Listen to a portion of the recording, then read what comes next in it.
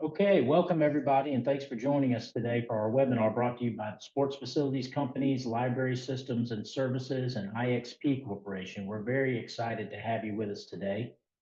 So managing complex operations, whether it's sports facilities, library systems, or 911 services, requires a unique blend of specialized expertise, advanced technology, and efficient resource management. For lots of organizations, outsourcing these critical functions to trusted third-party providers has proven to be a game changer. In this webinar, we're going to explore how operating partners can unlock key benefits like cost savings, improved service delivery, and greater scalability. You'll hear directly from some industry experts who'll share their real-world expertise and their experiences and talk about how outsourcing has helped their organizations streamline their operations, reduce overhead, and focus more effectively on their core mission. Before we get started, there are a couple of housekeeping items we need to go over. First, we are recording the webinar. You'll receive a copy of this recording within the next few days. If you experience any technical issues during our conversation today, please use the Q&A box to ask your question, and one of our tech experts will be available to assist you. And lastly, we'll have a question and answer session at the very end, so please feel free to submit your questions to the Q&A box throughout the webinar, and we'll get ready to go. So let's get started. My name is Alan Rice. I had the opportunity to serve for 31 years in city and state government, working in public safety, higher education, and retired in 2023 as a city administrator. We're joined today by some experienced managers, and we're going to let each one of them introduce themselves and tell you a little bit about their background. So first is Ashley Schroyer. Hi, Ashley Schroyer. I'm the Deputy City Manager with the town of Addison. I've been here in Addison almost just over 8 years, been in the business almost 28 years. Spent time here in the DFW Metroplex, and during that time have had the chance to pretty much manage almost every operation that we have in the town, along with in other cities, just kind of got fingers wet and feet dirty and all kinds of stuff. So Fantastic. Thanks for being with us today, Ashley. Next is Joanna Axelrod. Thanks, Alan. Hi, everyone. I'm Joanna Axelrod. I'm Deputy City Manager, and I've been with the City of Escondido for 18 years. I started my career with the city in library services as a youth services librarian, and I was the library administrator who led the implementation of the partnership with Library Systems and Services, and we're now in year 8 of our 10-year contract with them. I progressed to being a department head with the city over communications, community services, overseeing the library contract. And then about 6 years ago, I moved into the city manager's office as deputy city manager. For context, Escondido is a general law council manager form of government, and we're a full service city, meaning that we have our own police, fire, water, and wastewater utilities, and we serve just over about 150,000 residents. So if that's similar to your cities out there, then we have a lot in common, and I'm excited to be here. Thanks. Fantastic. Thank you, Joanna. And finally, Brad Rainey. Thanks, Alan, and thanks everybody who joined us today. I'm Brad Rainey. I'm the Parks and Rec Director for the City of Edmond, Oklahoma. I've been here for a couple of years.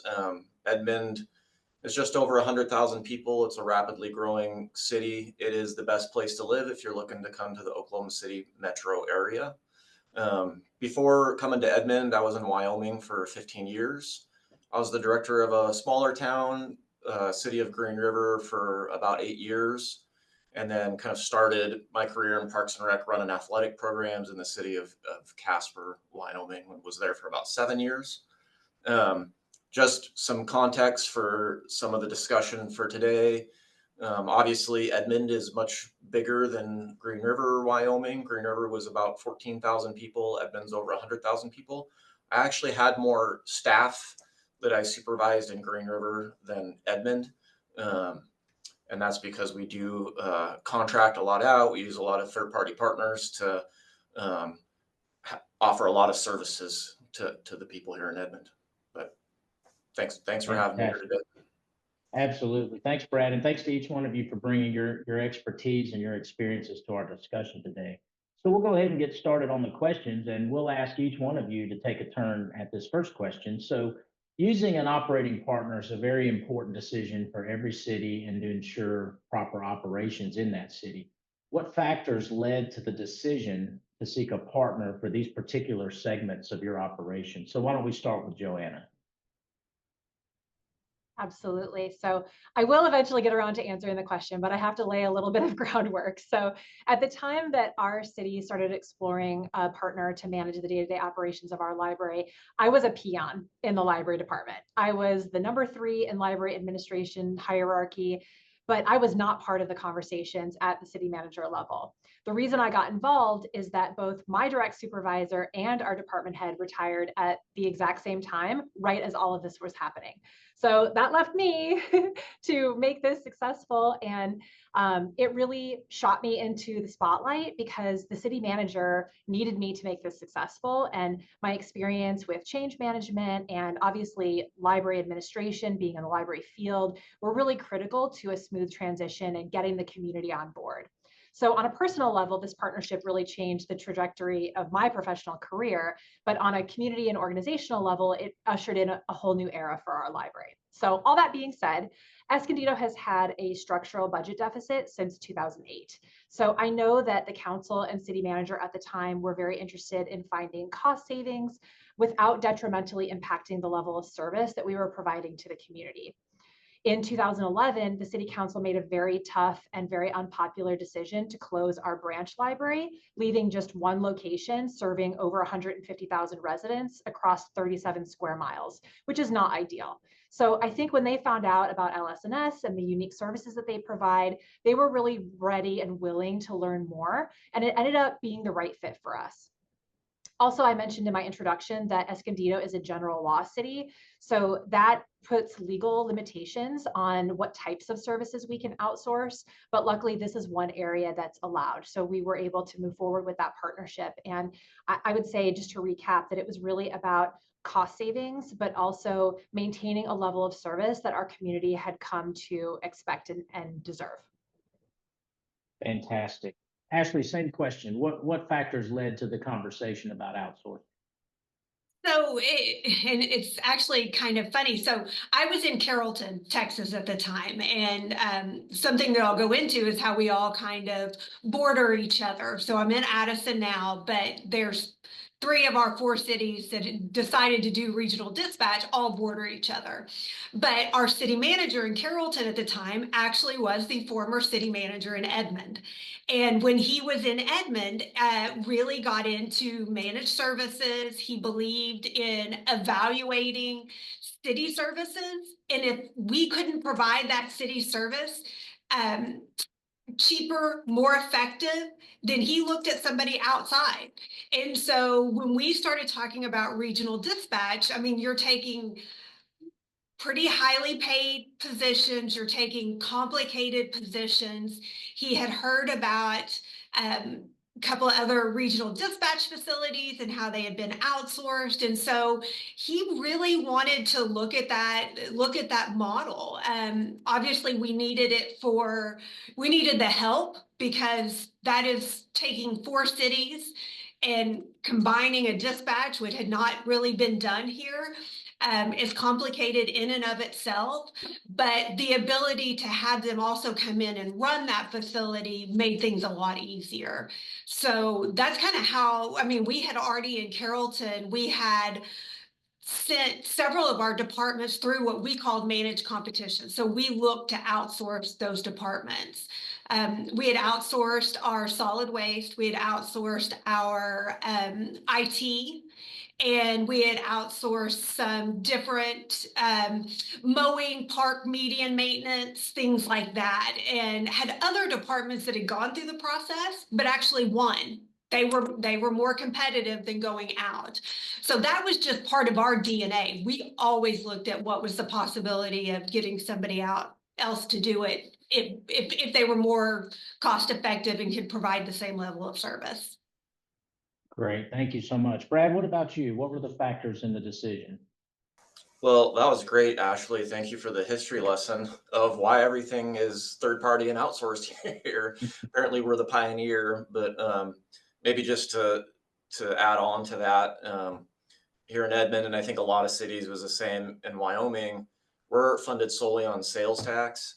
So the kind of like the operating and maintenance revenue can fluctuate pretty wildly. And I think here in Edmond, we have pretty good support for taxes for one-time projects and capital projects. But when it comes to tax to maintain things, just not quite as exciting to the voters. So basically, we have money to build things, not everything that we want to, but we have money to build things. But often it's hard to find the money to add all the staff and everything you need to operate something. And just an example, just here at Mitch Park, where my office is, we have a really nice YMCA. That building was actually built by the city of Edmond. And then there's a competition pool there that we partnered with the school district to build that one. So we kind of split the cost in half. And then the YMCA is our operating partner. And they cover the operating and maintenance costs of the facility. And they have the ability that a city doesn't have to raise funds. It never goes well when you ask for money from people in the city, but the Y with their mission is able to do that, meet that need. And we're actually building another one right now. I've been in other cities. Rec centers are awesome. Some very few places, they can be profitable for a city. Most places they're a major drain on kind of the O&M budget. So I think that's kind of structurally kind of why we've done it here in Edmond. When I was in Green River, almost everything was done in-house, but did kind of witness the transition from solid waste being in-house and outsourcing it to a third party. It was a pretty rough transition. It was a pretty big deal because there was layoffs involved, and but ultimately the service that was delivered was better. They went to offering only trash collection to trash, green waste, and curbside recycling. We were the first in the state to do that, and doing that also kept the rates low. If we would have kept it in-house, they would have had to really skyrocket to keep up with that. So kind of just examples of a lot of the things that the others have already shared. Right. You guys have painted a great backdrop for some of the drivers behind considering outsourcing. So let's get a little bit more specific. So Ashley, this is for you. Talk to us a little more in depth about the North Texas Emergency Communications Center project and what were the real key drivers behind the decision to transition to a regional emergency communication system? And then how did IXP fit into that vision? Sure. So, like I was saying, we are in the DFW Metroplex. Carrollton, the city that I was in, we were about 130,000 population, and we bordered two other cities, Farmers Branch and Addison. And Farmers Branch was about 45, Addison was about 15,000, and then Coppell, who's one of our neighboring cities, was about 35,000. We were in the process of looking at doing a regional radio system. It was time to go to a P25 radio system. It was a huge cost. So we wanted to go together, look at that cost savings by buying the infrastructure. But one of our biggest things was fire response. So we were all on separate dispatch systems. We didn't work well together. And so when I was over dispatch in Carrollton, we started keeping a log. So if we needed fire response from, let's say, Farmers Branch, when we made that call, it was typically anywhere from 6 to 8 minutes from the time we made the call until we could get another engine out to support us. And it didn't make sense because we are literally there's an intersection in Addison where it's Addison, Farmers Branch, Carrollton, all at the same intersection. And we've had cases where, I may have a cop in Carrollton on the other side of the street and the Target in Addison could be getting robbed. I had no way to tell Addison other than picking up the phone and calling. And then there's always the problems with dispatch. It's hard to keep people. It's hard to keep your software up to date, your equipment up to date. And we were really looking at other things. We were looking at the radio system. We were partnering with two other cities for jail services. We had brought them in and they were using us for jail services. And so we actually went out to our entire group in our DFW Metroplex. I said, hey, what if we all went together, did a regional dispatch? I think there was 13 cities to start with. 4 of us agreed to go forward. And so cost savings was one factor, but it wasn't the main factor. It was, how can we provide a better service by having instant responses, dropping boundaries, having updated equipment, having a facility and a structure that would keep people there and make it a good dispatch center. And so we did a very, very quick analysis with the group that we used to do the radio system. And when they said, yes, it's something you should look at, that's when we brought in IXP. And we had heard about IXP. We had heard about their outsourcing service that they had done with Chatcom. We went, visited, and I think it was their expertise. It was the fact that they actually had people, part of their group, who had been in the police business, the fire business, the dispatch business, because to say that that is an undertaking it's an understatement. Trying to get that big of a, not just your cities, but your city councils, fire chiefs, police chiefs, dispatchers, HR, finance, all of these people to come together. You need somebody who can speak the language, who can come in and talk the numbers, talk the data, to be able to get it done. And so IXP kind of had that proven track record and was the one that we wanted to run that for us. Fantastic. Thank you. Joanna, libraries are really, in many communities, evolving beyond just a place to check out books, and they're becoming community hubs and really community service centers. How has library systems and services helped your library to adapt to changing community needs while maintaining excellent service? Yeah, that's a very true statement. And I would say one of the best tools to determine your community's needs is a strategic plan. But that was never something that we had the bandwidth or the fiscal resources to invest in on our own. But it was part of the package deal when we partnered with LS&S, and that was really game changing for us. The process of developing a strategic plan involves so much community outreach and input, and really provides the staff with direct insight into what our community wants and needs.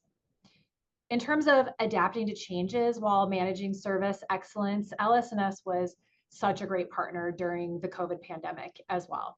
I mean, everyone had to pivot during COVID and figure out how to serve the needs of the community in a totally different way. And LS&S really took that all in stride, developing curbside services and virtual programming. And it's been great because a lot of that has continued to this day. Our community really enjoys being able to participate in our monthly concert series or our book discussion groups digitally. So they were able to be flexible and adaptable, and without having to change the terms of our contract, they were really looking at being responsive to what the community needed. And we've maintained that as an option. And I think that's a big value add to the community.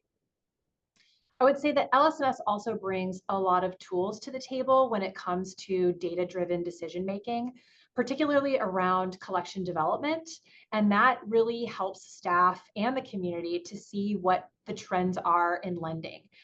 It's changed the scope and scale and size of our collection. And it's not just at the whim of the purchasing librarians. It's based on what is circulating, how the age of the collection. And that was really insight that we didn't have in such a organized and efficient way. Fantastic. Thank you. Brad, you mentioned earlier about recreation centers and how oftentimes, maybe the majority of the time, they tend to operate at a loss. And so managing park and rec facilities usually requires a balance between community engagement, community use, and financial sustainability. So talk to us about how partnering with sports facilities companies has helped your company, or your city rather, to optimize your operations while enhancing your programming and increasing facility use. Yeah, I'll kind of compare and contrast, but I'll probably talk about this more later, but Ashley mentioned, I think it was Ashley, that it wasn't totally a cost savings decision to third party. It's about kind of serving your community and what's the most effective way to do it. And I think we've been able to be more effective by outsourcing some things, kind of finding the things that we're good at. There's lots of things we do in house, and then but we outsource a lot too. When I was in Green River, pretty much everything was in house. From we had college kids running the mowers over the summer and prepping the ball fields, and high school kids as our lifeguards, and it was a pretty big burden on our human resources team because it's kind of a revolving door with part-time employees, those young employees. As local governments, we tend to be a little bit slower there to make sure we check all our boxes. Just as a director, I had to spend a lot of my time just with personnel issues, if you will, with kind of working with a younger group for a lot of your critical things. Whereas here in Edmond, I spend a lot more time, less time with personnel issues. Our partner SFC, for say at our pool, deals with a lot of that, where I can focus on building parks and working with our boards and our council and finding revenue to build things. So I'm able to kind of be more strategic and work on the bigger picture rather than being stuck with just kind of daily operations and maintenance. I personally like both, but it does allow us to do that. And then just, I think like looking at the book, like in-house or outsourcing, I think just kind of generally looking at it, direct costs, it's probably a wash, but I mean, it depends on the operation, but I think it saves on a lot of the administrative overhead. It helps take the burden off human resources, off city manager, off finance, because a lot of that's part of your contract. And then I think too, the third party operators are a little more incentivized to offer more programming, more events. Our SFC, they operate our outdoor pool, Pelican Bay, and they have events going on like every night of the week, and they do rentals, and they're just more incentivized to do that, where maybe if it's operated by the city, that's a little bit of a burden on all the staff. So I think specifically with our outdoor aquatic facility that's operated by SFC, not only has it helped us operationally, but it's also it serves the public greater. There's just way more going on because of our partnership. Fantastic. And, I think you mentioned staffing, and I know that has been a challenge in the private sector for some time, and now we've certainly seen that creep into government as well. I'm not aware of a government client that's not dealing with staffing challenges. So Joanna, in the context of a library, what role does LSS play in staffing your libraries and making sure that the workers have the expertise in a field where technology and user needs are constantly evolving? How are they an effective partner in their staffing process? So I want to start off by really commending LSNS for offering every one of our existing city staff a position with their company when this transition happened. That was a huge part of the commitment that our council made to the community to get buy-in, because I think it's interesting when we're talking about the various types of services that you can outsource.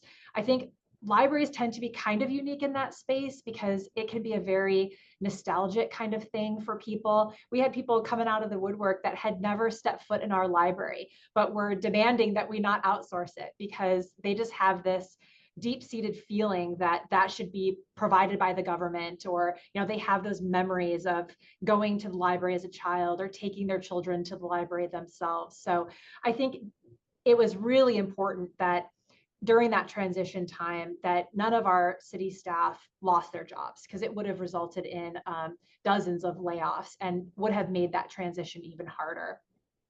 But beyond that transition phase, all of the staffing decisions are handled by LSNS with very little involvement from the city. except for the director position, which is really nice to be able to take that burden off the shoulders of our HR department. As Brad said, I definitely echo his sentiment about all of the time that it takes to deal with personnel issues and the revolving door of staff that come and go. And it's really nice to be able to rely on a third-party partner that is specialized in this area and is handling all of that for you. We've always been invited to participate in the selection process for the director, which I really appreciate, since that level of position interfaces with our city department heads, our city council, and obviously they're the face of the library to the community. That being said, our contract with LS&S outlined a very specific headcount and educational requirements for our librarian positions, and LS&S has always held to those requirements in making those hiring decisions. We've also worked really closely over the years as partners to discuss organizational needs. And if a shift in those numbers or a major reorganization was recommended, we would talk that through with them and they would get approval from us before making those big changes. And again, we're relying on them to be experts in this field and to tell us what are the shifting trends, what is the community telling us they need, do we need to staff up in youth services because that's where all the demand is, and shift a position from adult services to be able to cover that. So they've always been a really great partner in that, and it takes that burden off of, for example, that would fall on my shoulders. And having not been in the library field for over a decade now, I would have to maintain some level of expertise in, following the trends and, being able to recruit and retain those types of positions that you need to really have an effective library. One unique area of partnership that I like to use as an example around staffing involves security for the library. So originally, when the library was a city department, we started off with a full-time security staff member. And then that evolved into outsourcing that to a security services company. But neither of those were really great solutions, particularly as issues with unhoused individuals got more and more serious. So about a year or so into our contract with LS&S, we designated the library as a recreational area under our municipal code. And that authorized our park rangers to be able to enforce trespassing and other provisions. And they also just have a more direct line of communication with our police department. And visually, they convey more of that authority just in their uniform and in the types of accoutrements that they carry with them. So we worked out an agreement where LS&S pays the city for the services of our rangers, and it was never even a question. I mean, LS&S was so on board with this because they saw the value that was going to bring, and we all agree that it's made a huge difference in improving the comfort level of staff and library users, and also reducing the number of incidents that we were having on a pretty regular basis under our other staffing models. Thank you so much for that. And just a quick reminder to participants, we're seeing some fantastic questions come into the Q&A box. So if something sparks your interest, go ahead and type your question in, and we'll answer as many of those as possible, either as a group or individually, before we wrap up today. So Brad, back to you for a minute. Managing park and rec facilities can always be a financial challenge. We've acknowledged that. What are some of the ways that your operating partner, SFC, has helped the city drive extra revenue to balance out equity, access, and financial performance of the facility? Yeah, I kind of mentioned this in the last one, and I may take this a different direction, but I wouldn't say really extra revenue comes into the city. Some of our sports facilities, for example, our baseball fields, we have a third-party operator take care of that. And that's pretty common that you'll have like a little league run the programming part of it, but our operators also do all the maintenance on the facility, all the mowing, the daily prep of the fields. That's on the operator, and that saves a lot of money if you're working for a department that the time commitment and the materials and everything needed to do those things. And then in turn, the operators incentivized to do a lot of programming, do a lot of tournaments, to be able to cover that cost and make a profit and make it worth it for them to do that. So, I mean, our baseball operator here, we have tournaments every weekend from March to November, every single weekend. And that drives revenue to the city in a different way. And it doesn't come directly into our department, but it benefits businesses and trickles down to the city. I did just kind of want to mention the difference if people are interested in looking at third-party operators.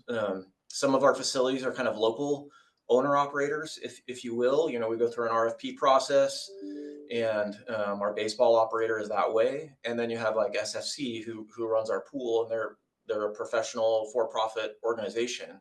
They have all the support, all the marketing support, the accounting, and they hire kind of a general manager to run your facility. And the thing that I like about SFC in that model is if we had issues, if we were having problems at our aquatic facility and it just wasn't being run right, we could go to them and address our concerns, and then they would address it with, and that hasn't happened. Our general manager that we have is the best. She is awesome.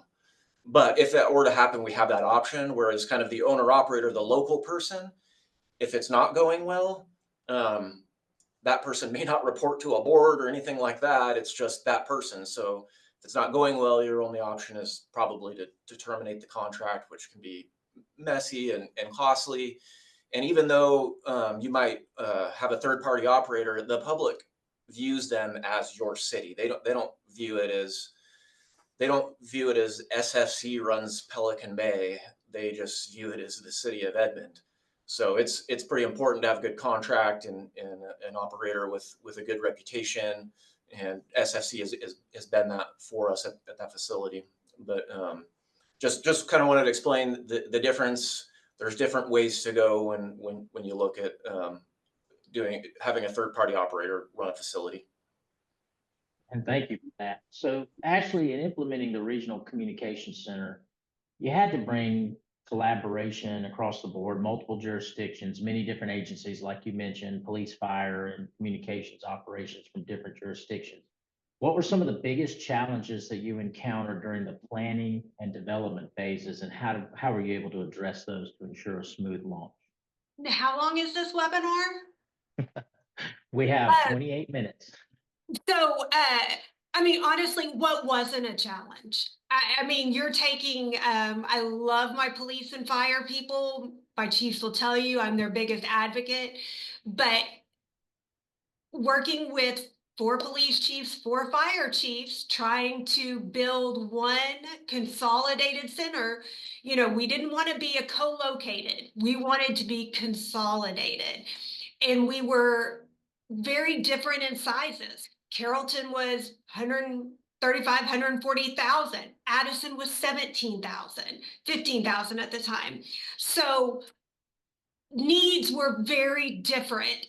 For us on the fire side, it was a lot easier because we already had mutual aid agreements. Everybody kind of, at least in our area, did things the same way. Police was difficult. So not only do you have police and fire we're also trying to do a regional radio system. Just as a heads up, I would not ever try to do a regional radio system and a regional dispatch at the same time. This is not my real hair color, because the 2 projects almost were the death of me.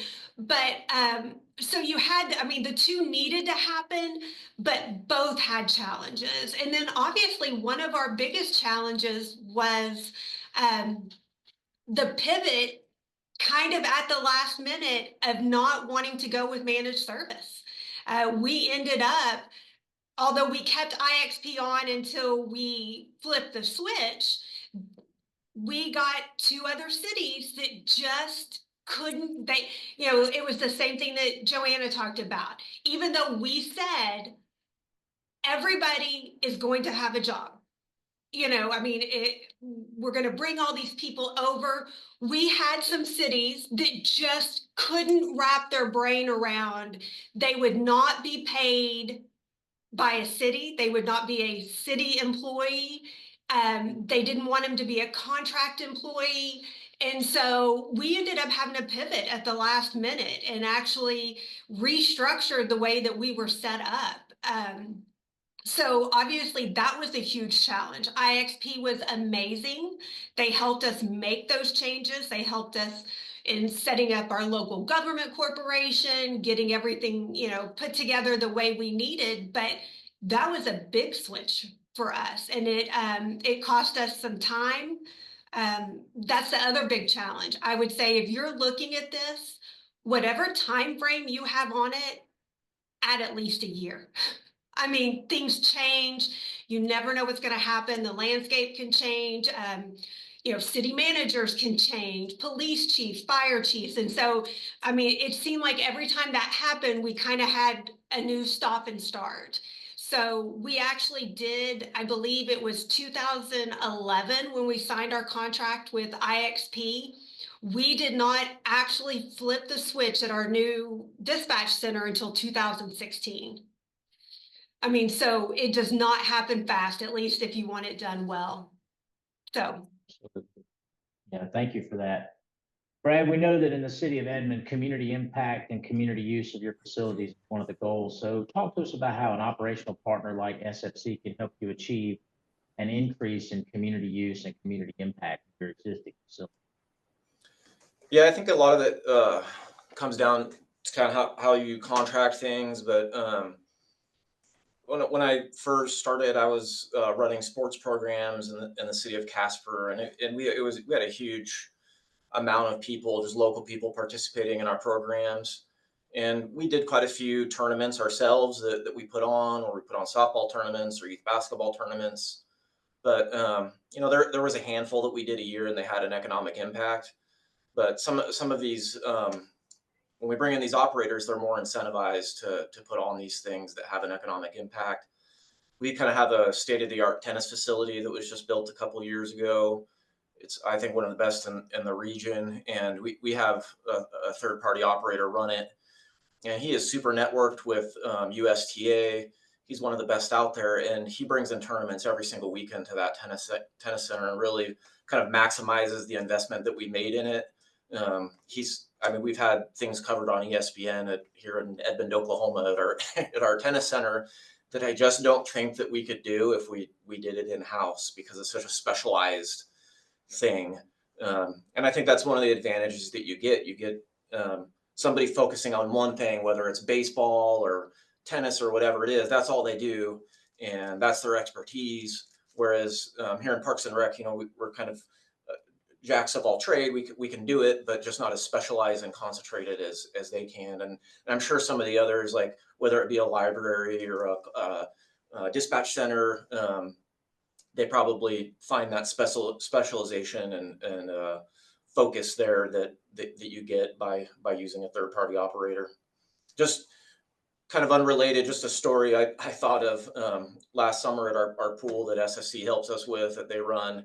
I'd kind of heard that a couple lifeguards had to be let go, and I don't even know why. But that was the extent that I knew of it, and I was just like, man, this is so great, because in the last place, if that would have happened, that would have taken up like 2 weeks of my time dealing with that. And I'm sure it was a challenge for our manager there, but I sure appreciated that contract and that relationship when I heard that. Absolutely. It sounds like maybe they are able to bring a broader focus and maybe zoom out to a bigger regional or maybe even national picture than any city would probably be able to do, because we're so down in the weeds running things at the local level. But to have those subject matter experts really helps. Joanna, the budget constraints often limit library services in particular, because libraries are spread out trying to provide so many different services to the community. How has having an operating partner optimize resource allocation while maintaining or maybe even enhancing the quality of your library service? Yeah, so I would say, first of all, the size of LSNS and the number of library systems they operate across the country really translates into incredible buying power. So we have seen the result of that both in our collection development and also with LSNS bringing on board a new integrated library system, which is essentially the software that you use to handle all of your patron accounts and your collection, checking books in and out, things like that. So that was really a huge win for us in having them bring those cost savings and those enhancements to the table without any additional cost to us. Brad also mentioned earlier about how third parties have an incentive to perform and to kind of go above and beyond to bring more programming. And I would say, I believe that that is the case with LSNS as well. I think that they probably took some losses or have taken losses over the course of this, the 8 years of our 10-year contract, because they want to demonstrate that they're a great partner. They want this to be an ongoing relationship, and they want us to sign another 10-year agreement. They want to establish a foothold in this area and have very satisfied customers. So I think you can't really place enough value on the fact that they are incentivized to do what is necessary to bring those cost savings, those resource optimization options forward, to demonstrate the value that they're bringing. I would say from the city's budgeting perspective, similar to what Brad was saying about the relief of when things happen and you don't have to deal with it. It's so nice to have a single line item to deal with for our budgetary purposes. When we are going through our budget creation process and it comes to the library conversation, it's one line item for the contract. And that is really, I mean, there are other line items, but you know what I mean? Like, there's one essential contract dollar amount that we know, it's very consistent. It's laid out in the agreement. We know what the escalator is going to be, and it's kind of a no-brainer. So it makes budgeting that much simpler. It's a little bit like the George Foreman used to say, like the set it and forget it. And, you know, with complicated budgets, that is highly valuable to me. Also, with the structural budget deficit and the fiscal challenges that the city of Escondido's faced for so long, I would have been very concerned about library services being cut had we not bet in a set 10-year contract with LS&S. So I think that also bears mentioning, because outsourcing can also be, I would say outsourcing and getting into a long-term contract can also be a way of protecting valued services in your communities. They've also, once again, been just such a wonderful partner in contributing resources with no strings attached, simply to advance us, our community, our organization toward our collective goals of better serving the Escondido community. And a great example of this is that our local library community, and particularly the nonprofit support groups of the library, have had a goal to build a new library for decades. And Ashley kind of spoke to this previously about, you know, you have these fits and starts. You have new council every couple of years on election cycles. You have new city managers every handful of years. And so the direction changes a lot. And that was definitely the situation in our community around how to advance library services. So as I mentioned earlier, we currently only have one library location that's more than 40 years old, serving a population of over 150,000 people. And the vision was just not gaining ground of building a new library. So LS&S offered to bring in a library architectural designer to meet with staff and leadership, city leadership, and develop an initial concept plan and a baseline cost estimate for what it would take to update our existing library facility, thinking strategically that maybe if we shift tactics and shift focus on improving what we already have, instead of the fits and starts of starting from scratch to build a brand new library, that we might gain some headway. So the timing of that was impeccable, because shortly thereafter, the state of California announced a $490 billion library facilities infrastructure improvement grant program, which is the single largest investment in public libraries that the state of California has ever made. And had we not done all of this pre-work with the designer that LS&S paid for with no strings attached to us, there's no way that we would have been in a position to submit an application for that grant. But because we were, not only were we awarded a grant, but we were awarded the maximum amount of funding, which was $10 million. And I attribute a lot of that success to the support that we got from LS&S.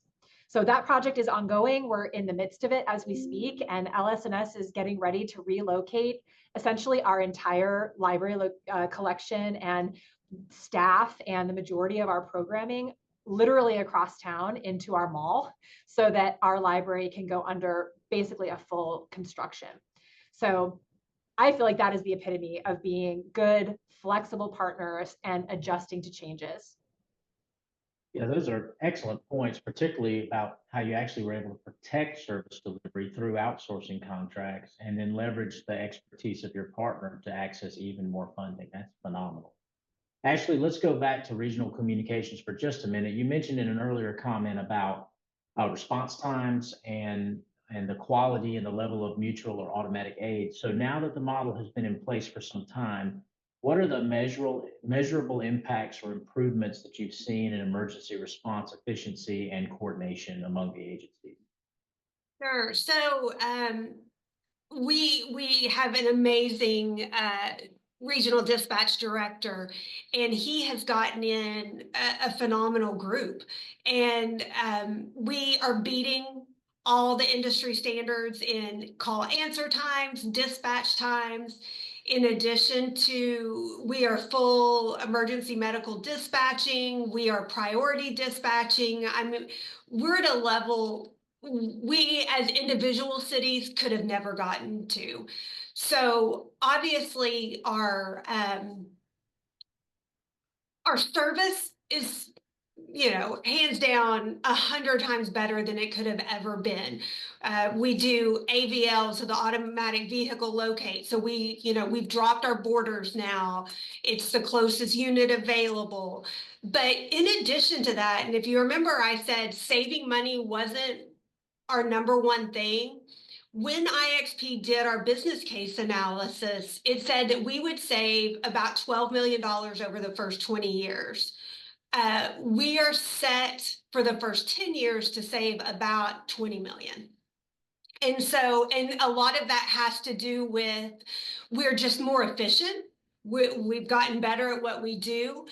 We have a director that has gone out and been able to get grants for things, get federal funding for different things. We are building our first real home. We actually, when we first started regional dispatch, we were in and are currently in a like an IT center.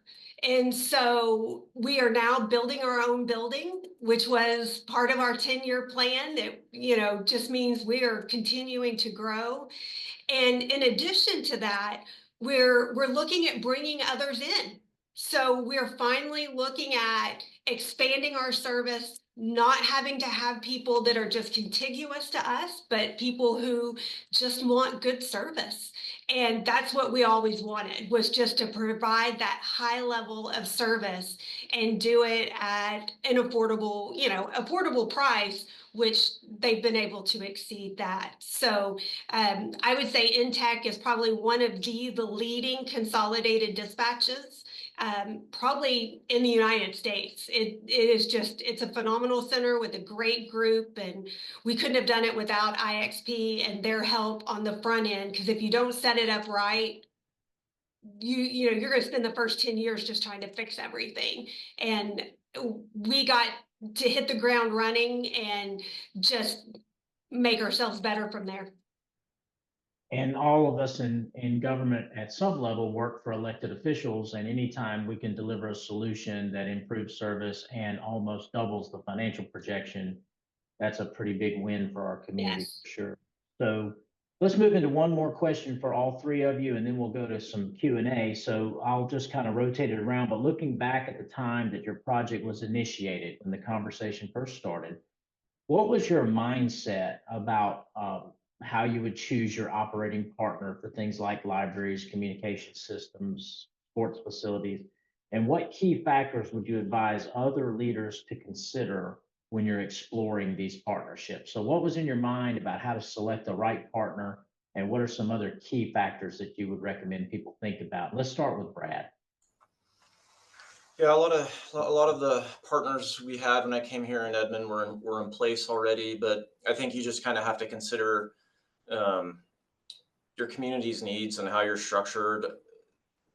This conversation's been very pro third party and the benefits of it, and I think there are a ton of benefits to it. And I think Ashley mentioned how they're able to just do so much more, and I think that's definitely the case here in Edmond. And a lot of that's driven by how we're structured. You know, we bring in more money to build things, not as much money to operate things. So we can continue to build things and offer services through operators. So if we were to build a new facility here, we would definitely put that out for a third party operator. Whereas where I was in Wyoming, it was a small town. most people in the city worked at very good paying jobs in a mine. And so there wasn't a lot of entrepreneurships. There wasn't a lot of small businesses. If you wanted to third party your mowing or something like that, we just didn't even have that option. And it probably just wasn't very profitable for a for-profit company to come all the way out to Wyoming and run a rec center. I'm sure they would do it, but I just don't know if it would make sense there to do that at the rec center. So it's not a silver bullet, but I think for a lot of communities it makes sense. So a lot of it, I guess, is just kind of understanding the dynamics of your community, how your council sees things. I have a lot of questions in the chat, and if they don't get answered in the Q&A, I'll make sure and answer everybody's questions on some of the things that we've talked about. But some councils are, like when I was in Green River, council was perfectly fine subsidizing the recreation center because they viewed it. We were a small town, cold winters. It was a critical community service. It wasn't really that important whether it made money or the subsidy or anything like that. It was just important to the community. But a lot of other places, it's not like that, where you're expected to, hey, budget's tight. We need more money for the police or whatever it is. We need to find ways to operate more efficiently. So yeah, there's just so many dynamics at play, and each community is unique in their needs. Great, thank you. Joanna, same question. What was the community mindset, the mindset of staff as you were considering operating partners, and what other critical factors would you recommend people? Yeah, so this was really the first major outsourcing that our city had done and that our community had experienced. Aside from, building permit review, things like that, things that are kind of very behind the scenes that probably most community members would never know that something like that was outsourced. So my answers are obviously very specific to this unique context, but I would say encourage your council members, or however you're structured, your public facing decision makers, to visit other cities that have partnered with library systems and services so that they can see what that library service looks like. And I can't remember who said it previously, if it was Ashley or Brad, but someone mentioned how to the general public, they don't know that our library is operated by library systems and services, especially because LS&S was so committed to retaining our staff. They go in and see the same friendly faces that they saw before this partnership, and they have no idea who's cutting their checks or who is actually running the day-to-day operations. And that's the way that it should be. It should not be a big community issue. But I would say that, again, because libraries are so nostalgic and sentimental for so many reasons, it can be a different conversation with your community and with your council. So I would encourage them to go and witness this, talk to people from other communities, talk to the staff that are LS&S staff, and that can help to allay some of their concerns or some of the misperceptions that they may have around what outsourcing means. I would also advise to kind of know the difference between privatization and outsourcing. That was a big point of contention in our community because there was this misperception that we were like selling off our public library services to a private company, and that it was now going to cost a membership fee to check out a book, or that they were going to sell off all of the rare books from our archive. And so I think that can be splitting hairs a little bit, but at the same time, I bring it up because it is a concern for some people. And I think knowing the difference, being able to articulate that difference, having your messaging on point when this does go public, it's very, very important. I would also say being as transparent with your staff and also with your community as you can be is better in the long run. I think that there is a desire sometimes to protect, particularly the staff that could be potentially impacted by outsourcing, by kind of not bringing them into the fold until a lot of the questions and logistics have been figured out. But I think that does a disservice to the process and to those staff. Obviously, it's a very fine balance, and you don't want information to get out into your employee population at large or into your community if this is just something you're exploring, or if you don't really have your ducks in a row quite yet.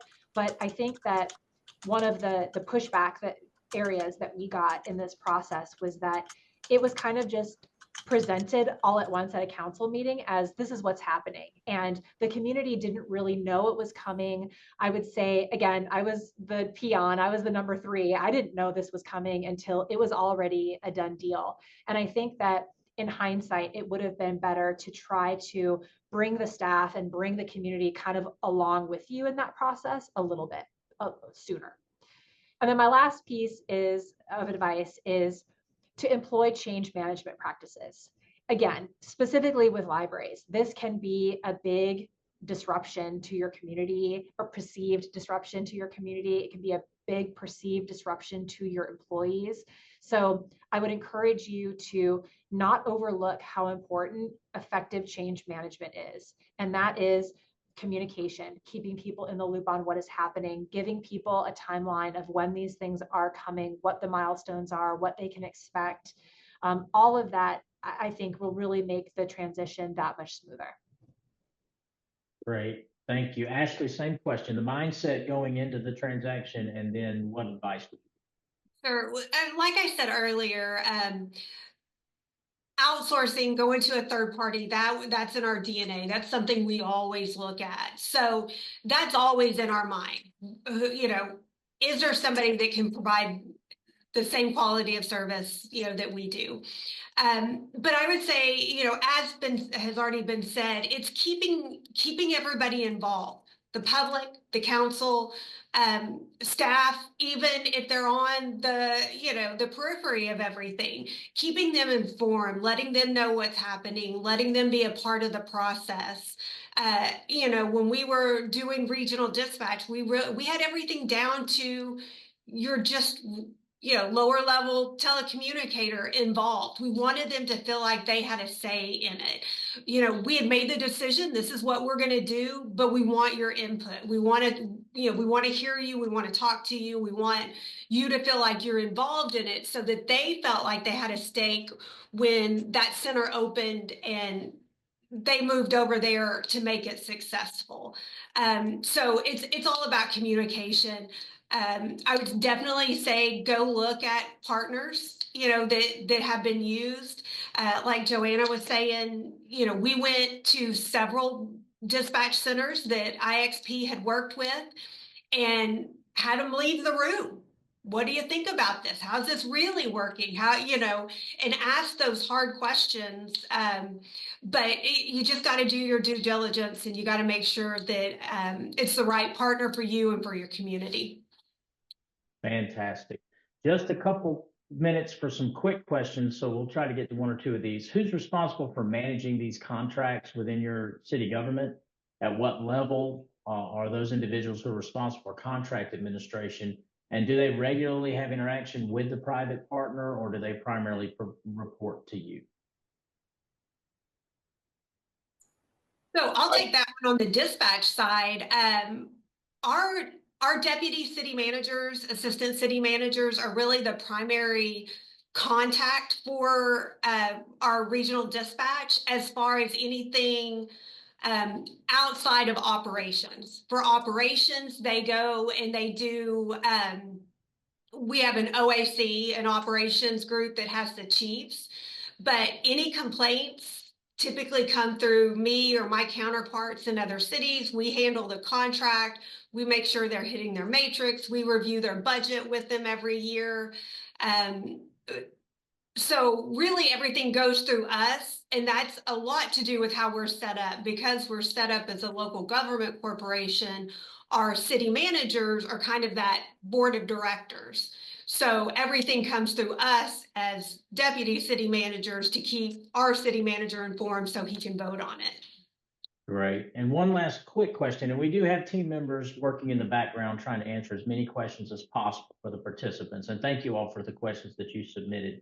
Last quick question before we wrap up. What were some of the primary employees' concerns? Obviously benefits and continuity of employment. What were some of the things that you heard from city employees during this transition? I can speak to that a little bit. In Escondido and in California, we are part of a defined benefit pension program. So that was probably the primary concern of the staff, but also of concerned community members who didn't want those people to be losing their pensions.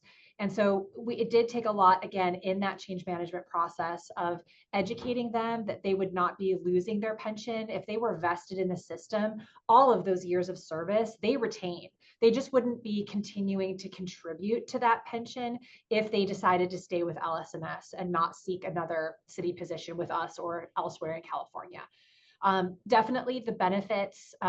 Again, we had a lot of very long service employees working for our library. So these were really the only jobs they'd ever known or ever had. And so just having to shift their mindset to, instead of having their pension, having a 401k or having some of these other retirement types of accounts that LS&S contributes to on their behalf. It was really just about educating them that, you know, the benefits look different, but you're not necessarily losing in this arrangement. Fantastic. And with that, we'll go ahead and conclude. On behalf of everybody at Community Playmaker and our partners today, IXP, Library Systems and Services, and Sports Facilities Companies, we certainly want to thank our panelists, Brad, Ashley, Joanna. Thanks for the time that you've dedicated to this today. It's fantastic information. And thank you for all of the participants. We had an outstanding turnout today. We appreciate your presence and we appreciate your questions. And with that, have a great and wonderful day.